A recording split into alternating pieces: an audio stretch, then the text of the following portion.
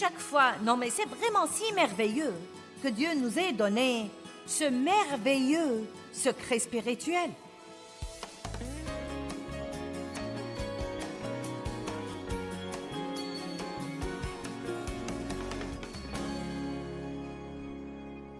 Les paroles ont une puissance créative. Quand Dieu a commencé à créer ce que nous connaissons maintenant comme le monde, il a dit quelque chose. Il n'a pas juste pensé, il a dit que la lumière soit. Il a annoncé d'avance ce qu'il voulait voir arriver. La puissance des paroles a divers aspects dont nous pouvons parler. Nous avons dit la nuit dernière que les paroles de notre bouche affectent l'onction sur nos vies, ou la puissance de Dieu sur nos vies, ou la présence de Dieu dans nos vies, et que parfois nous parlons d'une façon qui attriste le Saint-Esprit, et nous sentons par conséquent moins sa présence dans nos vies. Nous nous sentons affaiblis plutôt que fortifiés pour faire les choses que nous voulons faire. Vous pouvez donc accroître la puissance dans votre vie en apprenant à mieux parler. Et qui ne voudrait pas faire ça? Si vous savez que vous pouvez accroître la puissance dans votre vie en apprenant à mieux parler, qui ne voudrait pas faire ça? Eh bien, je vais vous apprendre aujourd'hui comment vous pouvez instantanément accroître votre joie. Instantanément. Non, mais vous pourriez avoir cet après-midi plus de joie que vous n'auriez eu si vous n'étiez pas là aujourd'hui pour écouter ce que je me prépare à vous dire. Parce que vos paroles affectent non seulement votre niveau de joie, mais encore le niveau de joie de toutes les personnes qui vous entourent. Votre salut a-t-il atteint votre bouche? Votre bouche est-elle sauvée? Je me souviens que le Seigneur, il y a très longtemps, m'a dit « Tu sais, Joyce, tu es sauvée, mais tu n'en as sûrement pas l'air. Il est temps que ta bouche soit sauvée aussi. » Et donc, je crois que Dieu a amené certains d'entre vous ici parce qu'il est temps que vous mettiez vos lèvres sur l'autel.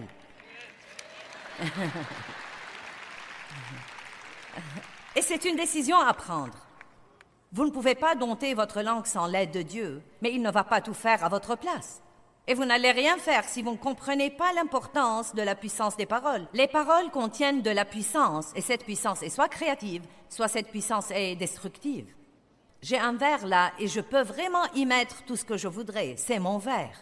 Eh bien, votre bouche est votre bouche et vous pouvez y mettre tout ce que vous voudrez. J'ai de l'eau douce et fraîche ici. Elle me rafraîchira aujourd'hui quand j'aurai soif en prêchant, mais j'aurais pu aussi la remplir debout si j'avais voulu. Et donc, nous devons commencer à prendre la responsabilité des paroles qui sortent de notre bouche. Nous pouvons bénir les gens par nos paroles. Nous pouvons aussi les maudire par nos paroles. La mort et la vie sont au pouvoir de la langue. Regardons Jacques 1, 26. Bien, maintenant lisons ça. Si quelqu'un se croit religieux, et je suis sûre que c'est nous, oui, nous sommes le groupe religieux, observant pieusement les obligations extérieures de sa foi et qu'il ne tienne pas sa langue en bride, mais trompe son propre cœur, le service religieux de cet homme est vain, futile et stérile. Que quelqu'un dise « Waouh ». Maintenant, il y a bien sûr des gens qui comprennent ça et qui exercent beaucoup de maîtrise de soi avec leur bouche. Mais honnêtement et sincèrement, parfois, les gens extrêmement religieux, surtout s'ils penchent vers le côté légaliste de la religion, ces gens peuvent être certains des pires jaseurs au monde parce qu'ils se croient si religieux qu'ils commencent à mépriser les autres personnes et ils commencent à critiquer ou à juger tout ce que font toutes les autres personnes.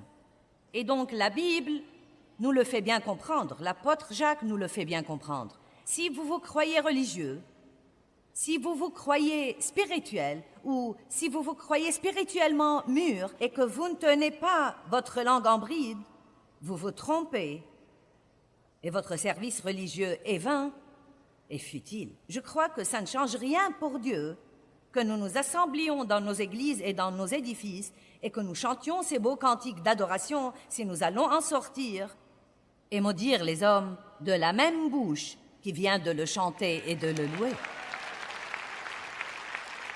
Je ne sais pas ce que vous en pensez, mais pour moi, je suis contente de prêcher ça ce week-end parce que j'ai besoin de rappels sur ce plan tout le temps.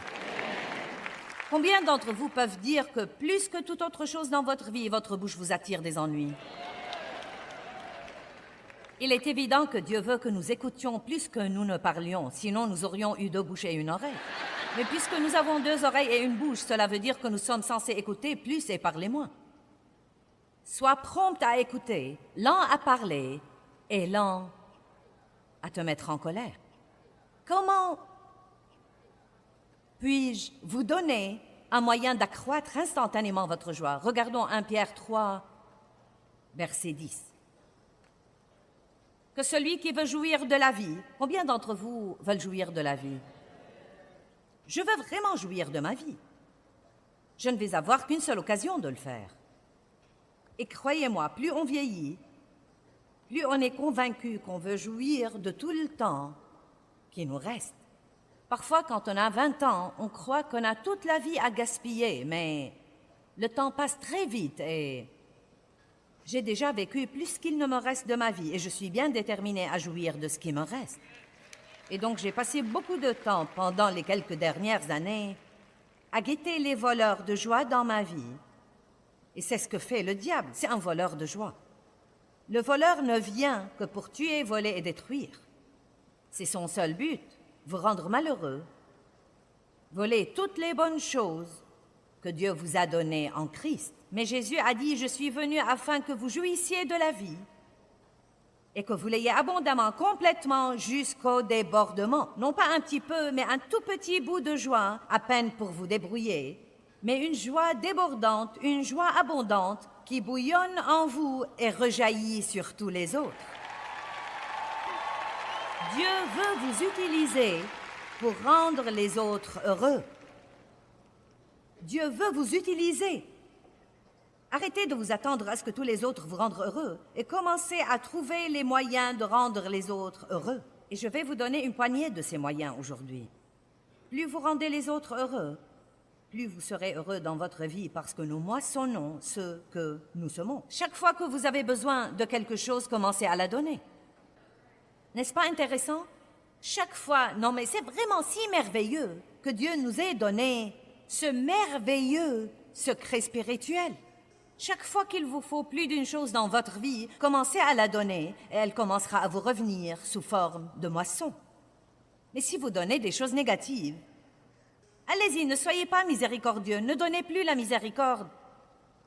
Et quand vous aurez besoin de miséricorde, vous ne l'aurez pas. Soyez critique et dites des choses blessantes aux autres, puis attendez. Quelqu'un vous dira quelque chose qui va vous blesser profondément. Et vous savez quoi? Vous allez le mériter parce que vous l'avez dispensé. C'est étonnant que nous n'arrivions pas à croire les choses que les gens nous disent alors que nous avons dit exactement les mêmes choses. Et nous l'avons oublié. Je suis contente que certains d'entre vous sourient. Je prêche mieux quand vous souriez. Que celui qui veut jouir de la vie et voir des jours heureux, heureux que ce soit visible ou pas, et j'aime ça. Donc il dit essentiellement que même si vous avez un jour qui n'est pas très bon dans le naturel, vous pouvez toujours en jouir si vous faites ceci. Gardez votre langue de tout mal et gardez vos lèvres des paroles trompeuses. Alors, comment pouvons-nous donc nier que notre joie est liée à ce que nous disons? Que celui qui veut jouir de la vie, certains d'entre vous pensent, ça ne peut pas être aussi simple que ça. Eh bien, essayez. Qu'est-ce que vous avez déjà dit ce matin?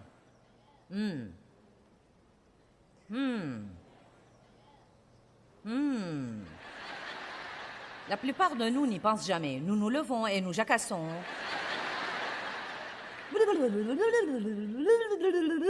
Toute la journée. Des milliers et des milliers de paroles dont la plupart sont inutiles. Bavardage inutile, propos inutiles. Et la Bible dit que celui qui parle beaucoup ne manque pas de péché. Et j'aime parler, je suis une grande causeuse. Mais j'ai appris que je dois dire des choses qui ont une puissance positive en elles et ne pas dire des tas de trucs qui vont empoisonner mon esprit et l'esprit de tous ceux qui m'entourent. Amen. Vous pouvez utiliser votre bouche pour être une bénédiction pour les autres. Les paroles sont puissantes. Le monde est plein de paroles. Des paroles dans les livres, des paroles à la télé, des paroles dans les magazines, des paroles dans les journaux, des paroles dans les écoles. Nous sommes instruits par les paroles. La connaissance vient des paroles. Les paroles sont très, très importantes. Et pensez que nous pouvons choisir les paroles que nous voulons prononcer et que nous pouvons en faire soit de bonnes choses, soit de mauvaises choses, est un grand privilège. Mais chaque fois que nous avons un privilège, c'est aussi une énorme responsabilité. Amen. Qui veut prendre la responsabilité de ces paroles? Bravo, je suis d'accord avec vous. Ça va venir. C'est un côté que vous devez probablement étudier de temps en temps toute votre vie. Car la bouche, la langue ressemble à un animal sauvage. Et j'ai un verset pour le confirmer. La langue ressemble vraiment à un animal sauvage et vous devez la maîtriser. Et le seul moyen de faire ça, c'est de compter vraiment sur Dieu et d'en faire une prière quotidienne. Il y a 2 ou 3 versets que je proclame sur ma vie, presque tous les jours. Que les paroles de ma bouche et la méditation de mon cœur soient agréables devant toi. Et Dieu met une garde à ma bouche afin de ne pas pécher contre toi par ma langue. Le roi David priait ces choses. C'est le grand psalmiste David, le doux petit David, le berger David, le roi David, et il priait tout le temps que Dieu l'aide avec sa langue. Nous devons comprendre que ce n'est pas quelque chose que nous pouvons assumer tout seuls. Satan utilise la bouche des gens pour apporter la douleur et la peine, mais Dieu veut l'utiliser pour apporter la joie et la paix. Vous pouvez édifier avec votre bouche, vous pouvez démolir. Vous pouvez soit édifier et exhorter, soit complètement dégonfler les autres. Vous pouvez soit susciter la réussite des gens par ce que vous leur dites, soit causer leur échec par ce que vous leur dites. Quelle responsabilité vous assumez? Si vous voulez jouir de votre vie, gardez votre langue du mal. Eh bien, quelles sont les choses qui seraient considérées comme mal? Le commérage?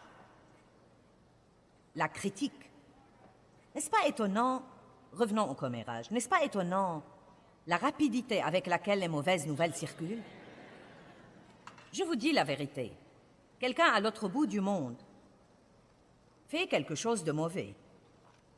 Et en 24 heures, tout le monde le sait. Je me demande ce qui arriverait si les bonnes nouvelles allaient aussi vite.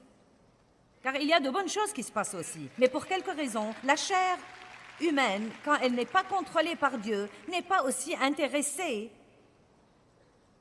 à raconter les bonnes choses qu'à raconter les mauvaises choses. La chair a un petit frisson pervers en disant « Vous n'allez pas croire ce que je vais vous raconter. »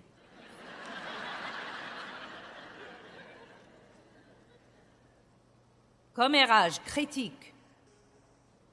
Qu'est-ce qui arriverait si vous vous abstenez de faire des commentaires critiques aux gens? Sont-ils vraiment nécessaires?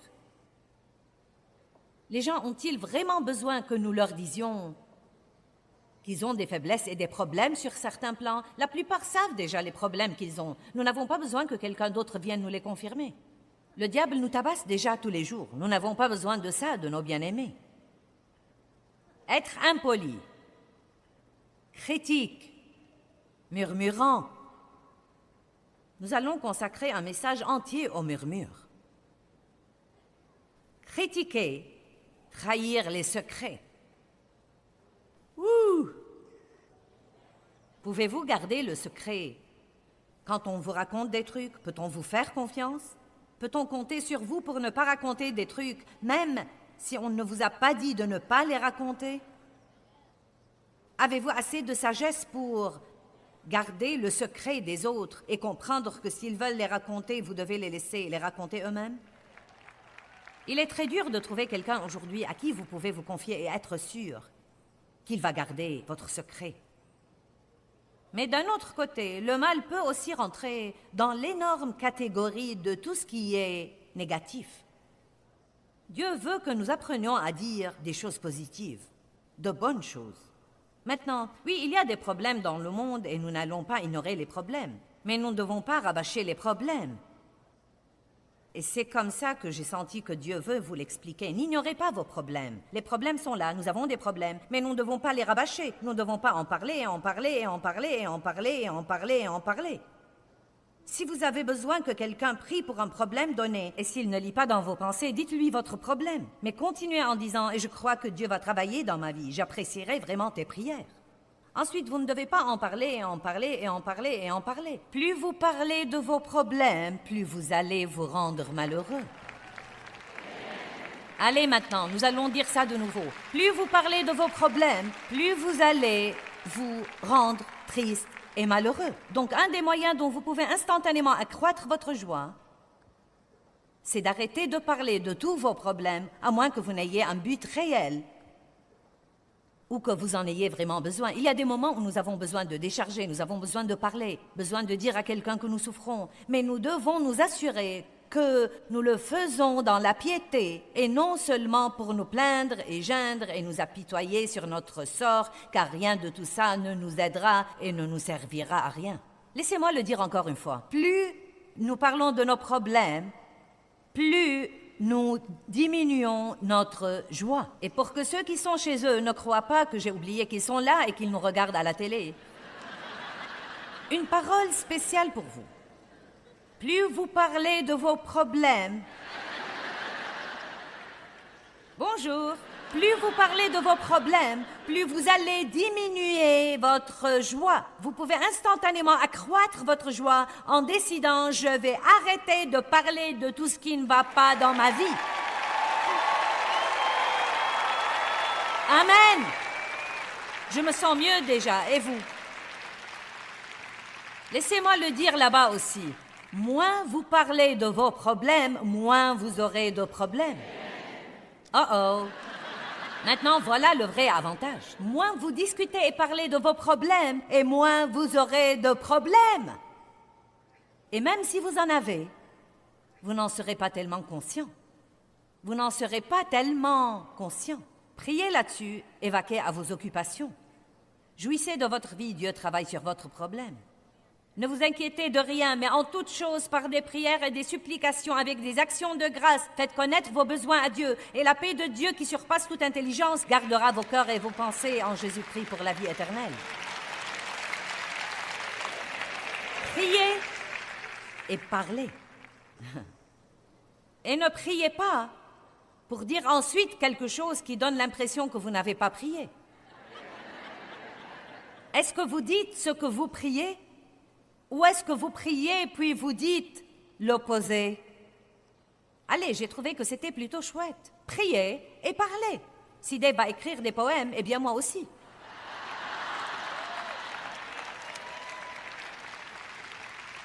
Vous voyez, parfois je crois que nous devons faire attention de ne pas prendre l'habitude de juste de prier comme une activité religieuse ou une obligation. Mais quand nous prions et que nous demandons à Dieu de changer quelque chose dans nos vies, est-ce que nous libérons notre foi et nous croyons vraiment à ce moment-là, au moment où nous prions, que Dieu va travailler sur cette situation? Au moment où je prie et que je reçois l'exaucement dans mon esprit, oui, il va y avoir une période d'attente, nous recevons par la foi et la patience. Mais laissez-moi vous dire quelque chose. Après avoir prié, ce que nous disons pendant que nous attendons l'exaucement de la prière est très, très important.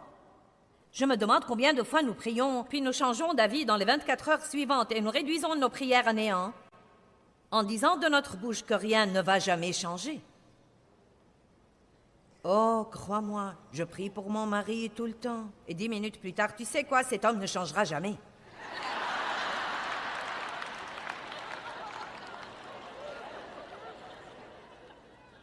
Je prie vraiment pour mes finances, je prie Dieu de me donner une augmentation. Et tu sais quoi, je ne sais vraiment pas si je pourrai jamais me permettre une nouvelle voiture.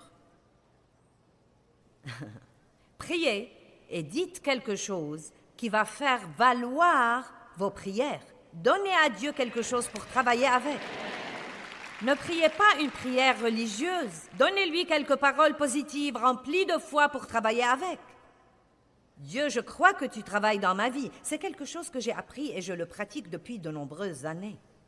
Après la prière, Je commence à croire que Dieu travaille indépendamment de ce que je vois et de ce que je ressens. Laissez-moi vous dire quelque chose. La plupart du temps, quand nous voyons le moins et que nous sentons le moins, c'est là que Dieu travaille le plus. Vous m'avez entendu? Quand vous voyez le moins et que vous sentez le moins, c'est dans ces moments-là que Dieu travaille le plus. Dieu travaille en secret et ensuite, subitement, il met les choses au grand jour. Amen? Vous devez donc être positif et croire. Et chaque fois que vous priez pour quelque chose, quand le diable essaye de vous le rappeler comme un souci, ouvrez la bouche et dites « Je crois que Dieu travaille sur cette situation ». Donnez à Dieu des paroles remplies de foi. « Je crois que tu travailles, Dieu. Je crois que tu travailles. » Et non pas « Je n'ai pas l'impression que quelque chose se passe. » Eh bien, je ne sais vraiment pas si Dieu a écouté ma prière. Je ne sais pas parce que je ne vois rien arriver. Je ne sais vraiment pas si je peux tenir, Dieu. Je n'ai vraiment pas l'impression que tu travailles. Est-ce que quelqu'un comprend ce que je dis? Donc nous prions, mais que disons-nous après avoir prié? Exercez-vous, dites, je prie. Mais ensuite, qu'est-ce que je dis après avoir prié? Nous devons dire ce que nous avons prié. Bien, louez Dieu.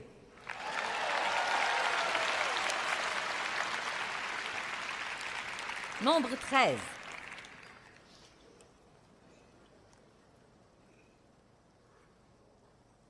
Ce n'est pas parce qu'il y a de mauvaises choses qui se passent autour de vous que vous devez forcément en parler. Peut-être que vous travaillez dans une société et qu'il y a là deux choses qui vous exaspèrent. Mais oui, vous pensez, il y a plus que deux choses, ma chère. Eh bien,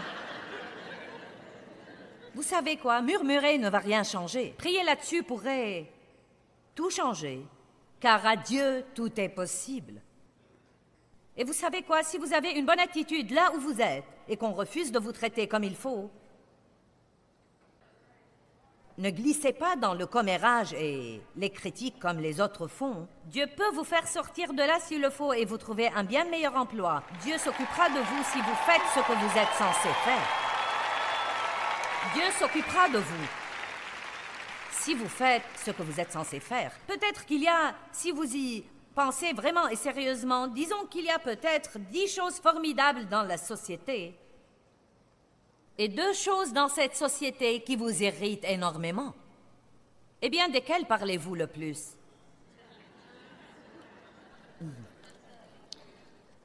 Je vais vous laisser y penser une minute.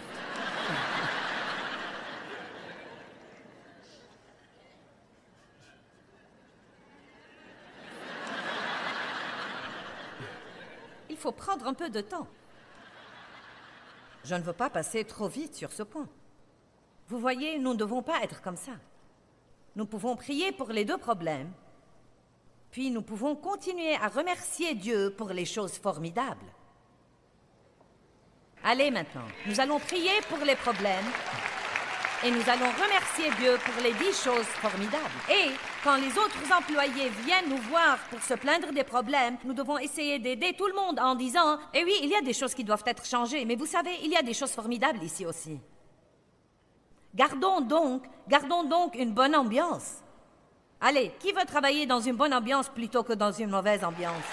Eh bien, vous pouvez aider à choisir l'ambiance où que vous soyez. Vous, nous les croyants, nous devons être responsables de l'atmosphère. Eh bien, si seulement l'ambiance était meilleure, eh bien, faites quelque chose là-dessus.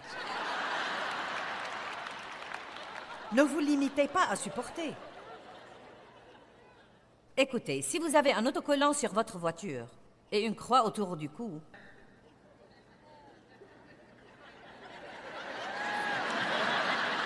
et si vous vous asseyez à la table du déjeuner et que vous potinez comme tous les autres, ne croyez pas un seul instant qu'ils ne vous jugeront pas.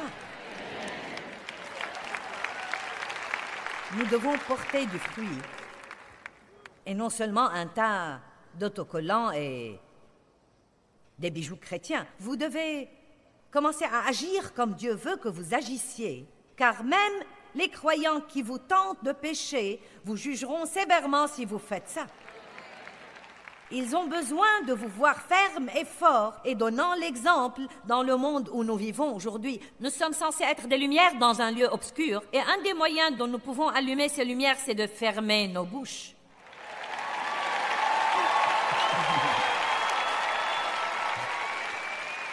Au moins fermez-les jusqu'à ce que quelque chose de bien en sorte. Et vous savez, le Saint-Esprit, si vous commencez à prier là-dessus, le Saint-Esprit vous convaincra juste avant d'être prêt.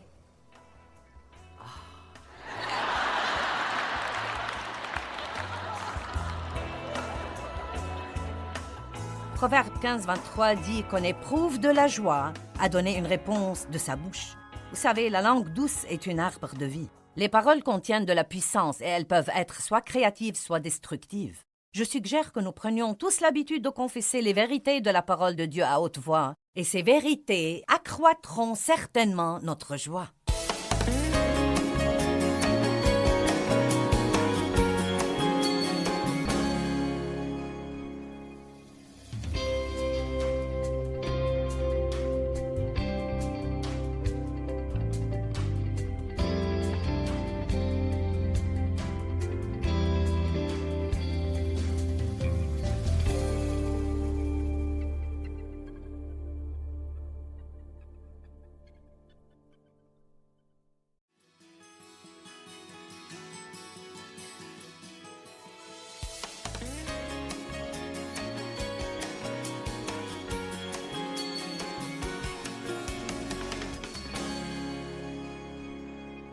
Si on peut accroître la puissance dans notre vie en apprenant à mieux parler, qui ne voulait pas faire ça?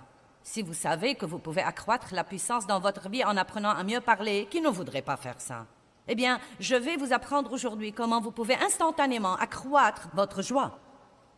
Instantanément. Non, mais vous pouvez avoir cet après-midi plus de joie que vous n'auriez eu si vous n'étiez pas là aujourd'hui pour écouter ce que je me prépare à vous dire, parce que vos paroles affectent non seulement votre niveau de joie, mais encore le niveau de joie de toutes les personnes qui vous entourent. Votre salut a-t-il atteint votre bouche? Votre bouche est-elle sauvée? Je me souviens que le Seigneur m'a dit il y a très longtemps, « Tu sais, Joyce, tu es sauvée, mais tu n'en as sûrement pas l'air. Il est temps que ta bouche soit sauvée aussi. » Et donc, je pense que Dieu a amené certains d'entre vous ici parce qu'il est le temps que vous mettiez vos lèvres sur l'autel.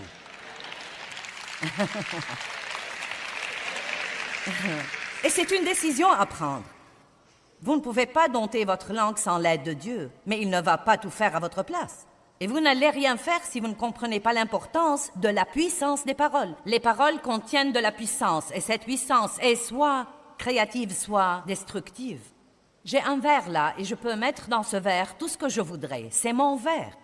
Eh bien, votre bouche est votre bouche, et vous pouvez y mettre tout ce que vous voudrez. J'ai de l'eau douce et fraîche ici. Elle me rafraîchirait aujourd'hui quand j'aurais soif en prêchant, mais j'aurais pu aussi la remplir de boue si j'avais voulu. Et donc, nous devons commencer à prendre la responsabilité des paroles qui sortent de notre bouche. Nous pouvons bénir les gens par nos paroles. Nous pouvons aussi les maudire par nos paroles. La mort et la vie sont au pouvoir de la langue. Nous devons porter du fruit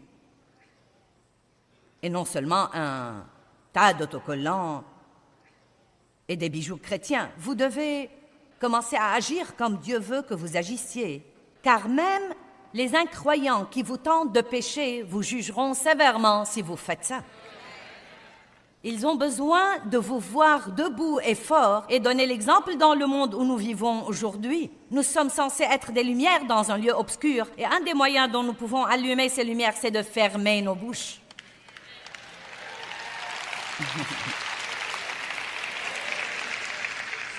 Au moins les fermer jusqu'à ce que quelque chose de bien en sorte.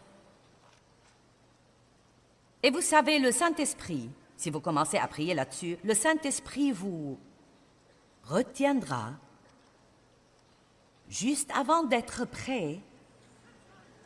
Ah.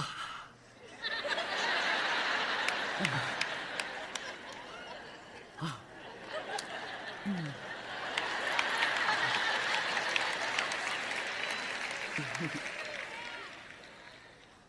Vous savez ce qui m'a aidé à surmonter ce problème au début, il y a bien des années? Quand je parlais de quelque chose ou de quelqu'un dont je n'aurais pas dû parler, je parlais de quelqu'un et je sentais la condamnation, je sentais la condamnation. Je la sentais quand je commençais, mais je commençais quand même. Vous savez, on n'a parfois qu'une fraction de seconde pour décider ce qu'on va faire. Et malheureusement, avant d'avoir beaucoup de pratiques, nous n'obéissons pas à Dieu, nous obéissons à la chair. Mais cette condamnation reste et persiste. Donc vous avez votre relation avec Dieu, vous voulez vraiment plaire à Dieu, vous voulez faire ce qu'il faut, vous voulez surmonter ce problème. Et j'ai dû m'arrêter au milieu d'une conversation et dire à quelqu'un, je dois te demander de me pardonner. C'est une chose dont je n'aurais pas dû parler. J'ai eu tort de faire ça. Pardonne-moi. Et vous savez quoi? Vous vous embarrassez plusieurs fois comme ça. Allez, vous vous embarrassez plusieurs fois comme ça, vous vous dénoncez publiquement et vous en arrivez au point où, dès que vous recevez cette condamnation, le Saint-Esprit intervient dans nos vies pour nous guider tous les jours. C'est une belle relation quand vous apprenez à coopérer. Et plus vous êtes sensible au Saint-Esprit, plus vous sentez qu'il vous mène dans tout ce que vous dites, dans toutes les décisions que vous prenez, dans toutes les pensées que vous pensez. C'est une chose progressive. Mais si nous ne commençons pas quelque part, nous n'arriverons jamais nulle part. Pour certains, c'est une nouvelle toute nouvelle. Vous n'avez jamais rien entendu de pareil auparavant. Mais pour d'autres, c'est juste un rappel de quelque chose que vous avez entendu 100 fois, mais que vous commencez à laisser glisser. Donc vous vous arrêtez à la conférence de Joyce Meyer pour un réglage. Et c'est très bien aussi. Nous sommes contents de vous régler. Vous êtes venus pour un ajustement d'attitude. Nombre 13, nous voyons une belle situation où Moïse, sur l'ordre de Dieu, envoie des espions dans le pays de Canaan, la terre promise, pour voir si le fruit de ce pays était vraiment aussi bon que Dieu l'avait dit. Est-ce que le fruit de ce pays allait être aussi bon que nous pensons qu'il serait? Et quand ils sont allés, verset 27, nous sommes allés dans le pays où tu nous as envoyés. Et vraiment, c'est un pays où coule le lait et le miel, et en voici le fruit. Et le fruit était en fait si grand qu'ils ont dû porter une grappe de raisin sur une perche, une longue perche placée sur les épaules de 2 hommes. C'était un fruit formidable. Oui, c'est ça, le fruit était formidable. Verset 28, mais, et c'est là que nous avons des ennuis. Oui, je suis très heureux d'avoir un travail, mais... Eh bien oui, bien sûr, je suis contente d'avoir un mari, mais... Eh bien ouais, j'aime vraiment ma maison, mais... Vous savez, nous tuons notre joie avec les mais. Y a-t-il quelqu'un là? Vous pouvez tuer votre joie avec des mais. Puis-je donc vous dire, débarrassez-vous de vos mais? Je voulais dire ça depuis longtemps et je l'ai finalement fait.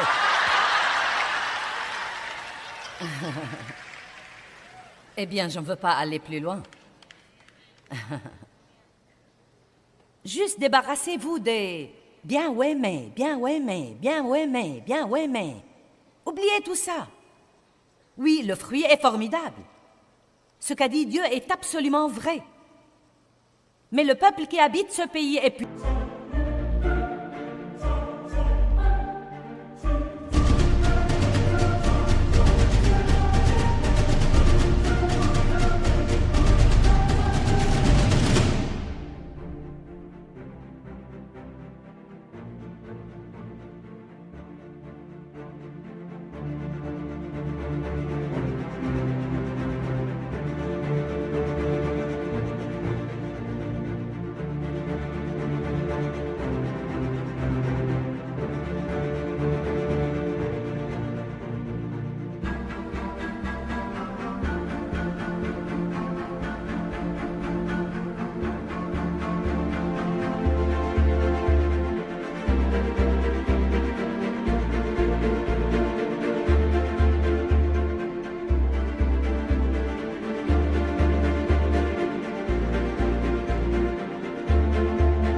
puissant, les villes sont fortifiées et très grandes, et en plus, nous y avons vu des enfants d'Anak et ils sont courageux et d'une haute taille.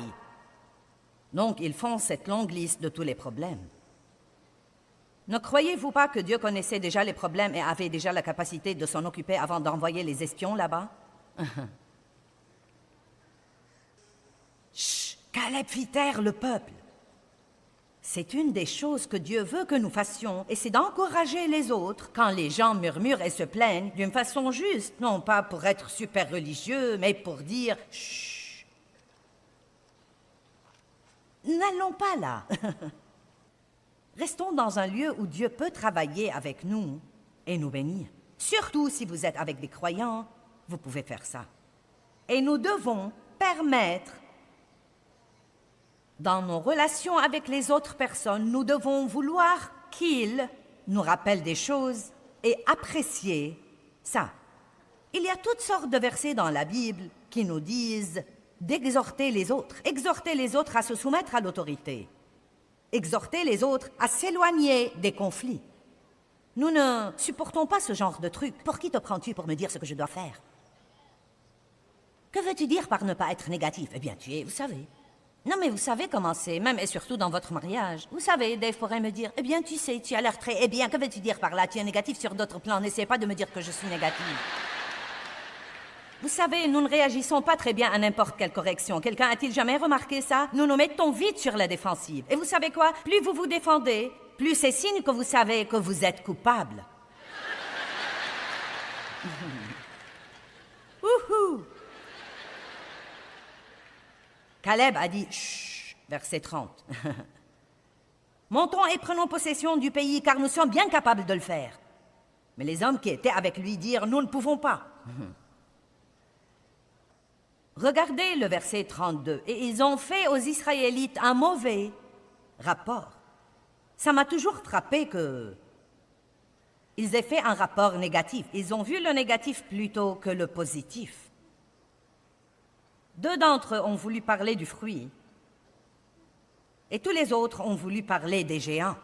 Deux ont vu Dieu, les autres ont vu le problème. Et Dieu a dit que c'était un mauvais rapport. Donc, quand nous parlons de tout ce qui ne va pas, cela rentre dans la catégorie du mal. Gardez votre langue du mal et vos lèvres des paroles trompeuses si vous voulez accroître votre joie. Combien d'entre vous croient avec moi que si vous parlez de choses heureuses, vous vous sentirez plus heureux?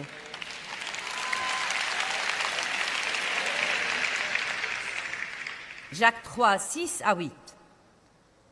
Verset 6. La langue aussi est un feu. La langue est un monde de l'iniquité placé parmi nos membres. Elle souille et déprave tout le corps et enflamme le cours de la vie. C'est étonnant ce que quelques paroles peuvent nous stimuler. Maintenant, vous voyez, vous venez pour m'écouter parler ou vous me regardez à la télé pour écouter les paroles que je dis. Et les paroles que je dis sont les paroles de Dieu et ces paroles sont pleines de vie et pleines de puissance. Et ça vous aide à vous sentir mieux. Combien d'entre vous, quand vous regardez l'émission le matin, vous vous sentez mieux? Eh bien, c'est que les paroles sont bonnes. Maintenant, vous avez la responsabilité de sortir de votre maison et d'utiliser vos paroles pour aider quelqu'un d'autre à se sentir mieux. Allez maintenant. Si je vais me donner la peine de vous aider à vous sentir mieux, vous devez aller aider quelqu'un d'autre à se sentir mieux. Et vous pouvez commencer par les gens dans votre maison.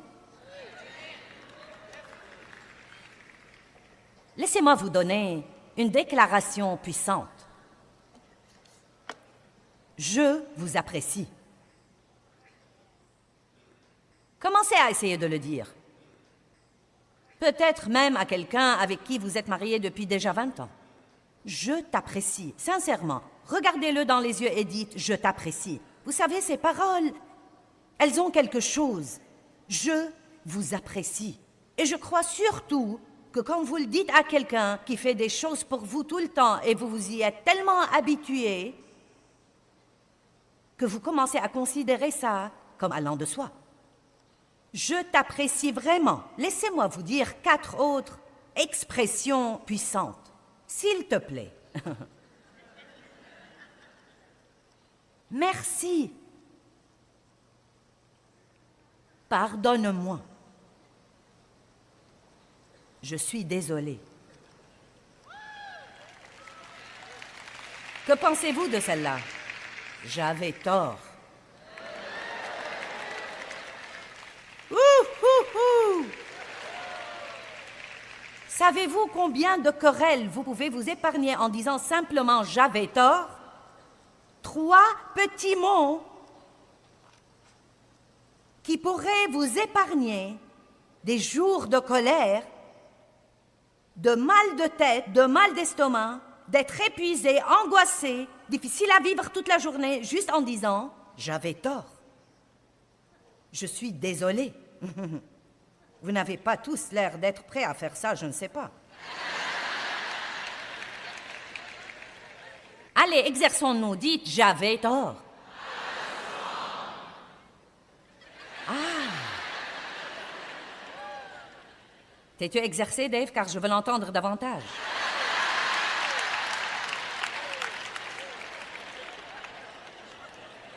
Est-ce qu'une d'entre vous, mesdames, est mariée à un type qui n'a jamais tort? Vous voyez, je sais que vous pensez, alors si seulement mon mari était ici, je vais acheter cette bande et la mettre à la maison et hausser le volume. Voici des choses que nous pouvons dire quand quelqu'un fait une erreur. Il n'y a pas de problème. Ne t'en fais pas. Je fais des erreurs moi aussi. Je te pardonne. Ne laisse pas ça faire pression sur toi. N'y pense plus du tout. Maintenant, n'est-ce pas cela tellement mieux que de vous assurer de le lui rappeler et aussi de soupirer? Oh. Tu ne sais rien faire comme il faut? Je t'avais dit ce que je voulais. Pourquoi ne l'as-tu pas fait? Je crois que les mecs pigent aujourd'hui, n'est-ce pas?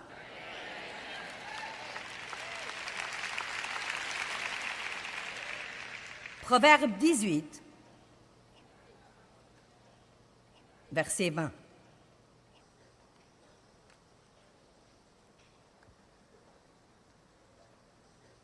Je parle sérieusement. La langue déchaînée ressemble à un animal sauvage. La Bible dit qu'elle ressemble à une bête indomptable. Aucun homme ne peut dompter la langue, c'est pourquoi nous devons impliquer Dieu.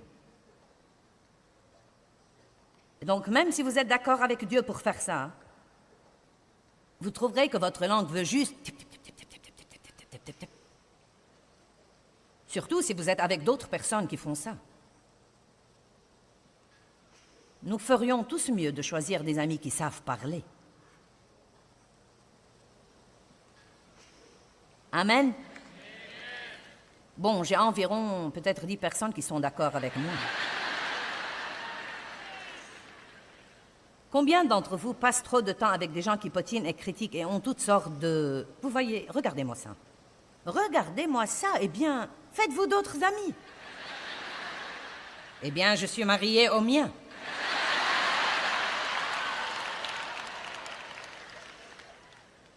Eh bien, vous savez quoi? Vous devez compenser en passant du temps avec des gens positifs pour rester édifiés et vous devez prier et parler. Je prie pour toi et l'attitude dans notre maison va changer. Je prie et je parle. Verset 20. C'est du fruit de sa bouche que l'homme rassasie sa personnalité morale. C'est du produit de ses paroles que l'homme se rassasie, que ses paroles soient bonnes ou mauvaises. Toute œuvre ressemble à une graine et elle apporte une conséquence ou une récolte dans notre vie. Je ne vais pas en parler dans ce message, mais vous le trouverez dans un autre message. Vous pouvez vous rendre malade, physiquement malade, par les mauvaises paroles. Et vous pouvez aussi libérer la guérison dans votre vie par les bonnes paroles. Oui. La mort et la vie. La mort et la vie sont au pouvoir de la langue. Quiconque lui donne libre cours en mangera les fruits pour la mort ou pour la vie. vous mangez vos paroles. Ma vie pue. Eh bien, vous devez changer peut-être ce que vous dites.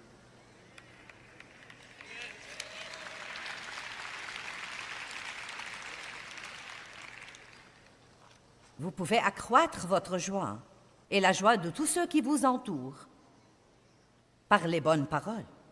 Par les mauvaises paroles, nous empoisonnons non seulement notre joie, mais encore la joie de ceux qui nous entourent. La négativité entraîne finalement tout le monde et elle met un « surtout ». Les remarques désobligeantes sur les autres.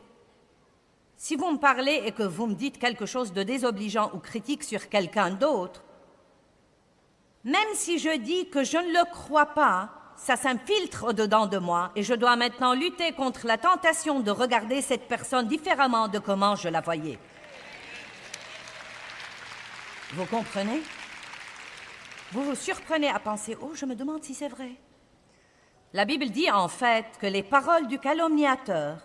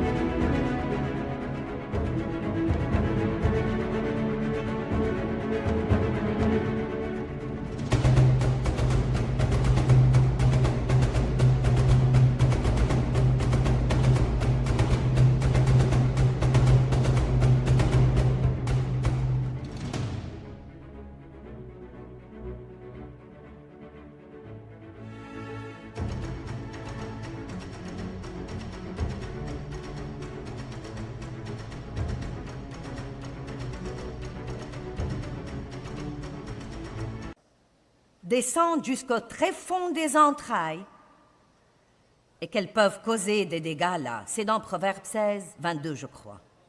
Oui, c'est dans Proverbe 26, 22. Bon, parlons de vos paroles dans les épreuves pour une minute. Ce que nous disons dans les épreuves détermine partiellement combien nous en aurons dans l'avenir. Ce que vous dites dans le désert détermine le temps que vous allez passer là. Allez maintenant.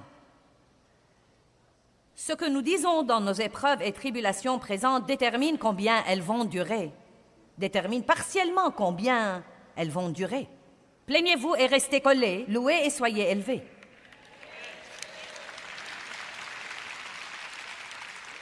Mais nous garderons ça pour le message sur les murmures.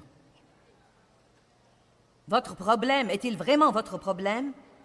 Ou est-ce votre attitude ou vos paroles? Est-ce vraiment le problème? Pouvez-vous changer radicalement votre problème? Pouvez-vous partir d'ici aujourd'hui et vous rendre plus heureux en parlant de vos problèmes d'une façon différente? Au lieu de dire « je ne peux plus supporter ça, pourquoi ne pas dire ceci aussi passera ?» Elle est bonne celle-là. Il y a de petites expressions que vous devez adopter. Sortez du lit le matin et dites quelque chose de bien va m'arriver aujourd'hui. Et chaque fois que quelqu'un vous parle et vous dit « Eh bien, je suis au courant de votre problème »,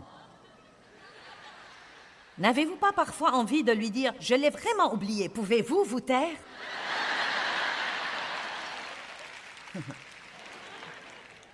Quand vous arrivez finalement au point de ne plus penser à votre problème,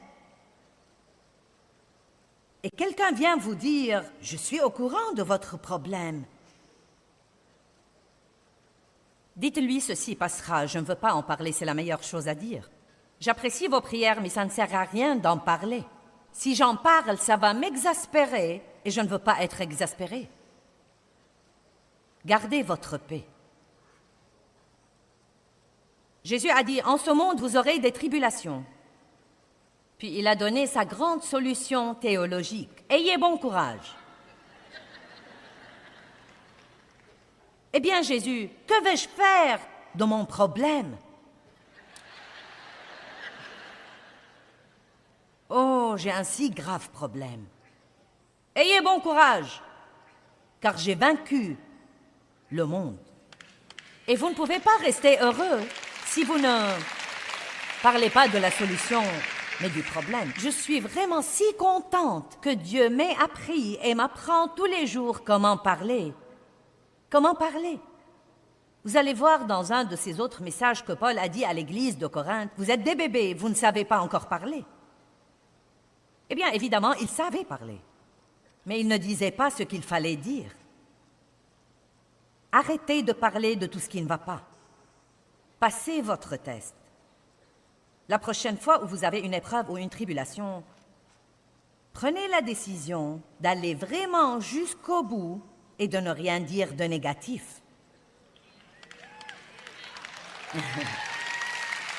Vous allez prier et ensuite vous allez parler.